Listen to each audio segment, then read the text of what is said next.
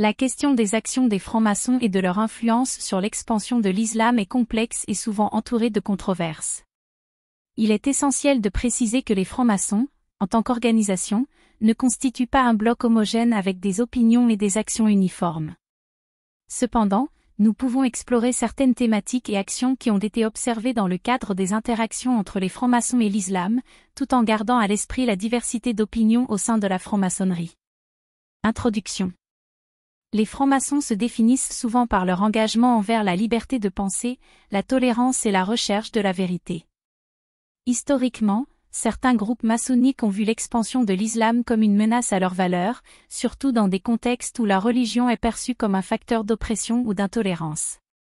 Ce discours examine comment, à travers l'histoire, certains francs-maçons ont tenté de contrer cette expansion, tant par des actions politiques que par des initiatives culturelles et éducatives.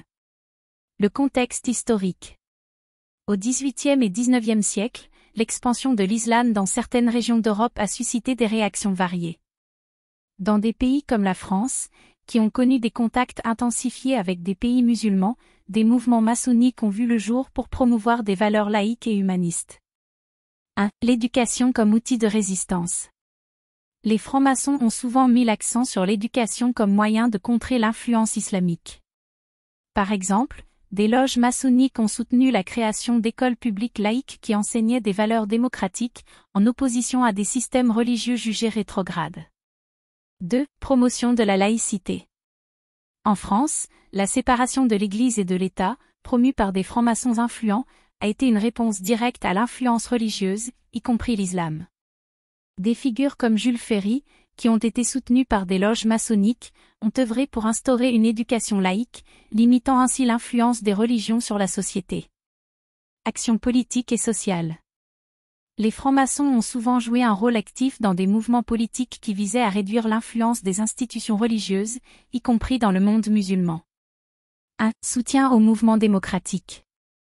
Les francs-maçons ont soutenu des révolutions et des mouvements pour l'indépendance qui prônaient des valeurs occidentales. Par exemple, au XXe siècle, des loges maçonniques ont soutenu la lutte pour l'indépendance en Afrique du Nord, en prônant des valeurs de modernité et de laïcité contre les structures religieuses traditionnelles. 2. Dialogue interreligieux.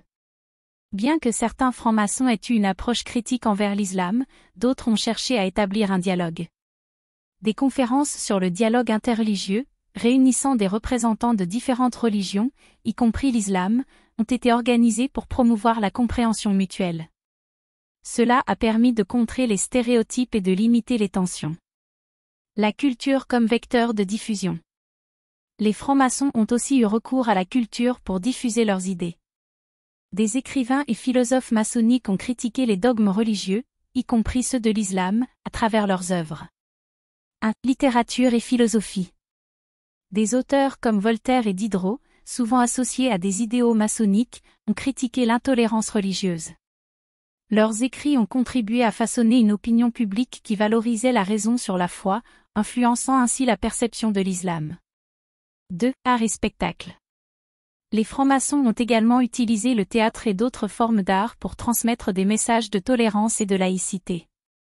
Des pièces de théâtre mettant en avant les conflits entre religion et raison ont été produites pour sensibiliser le public au danger de l'intégrisme religieux.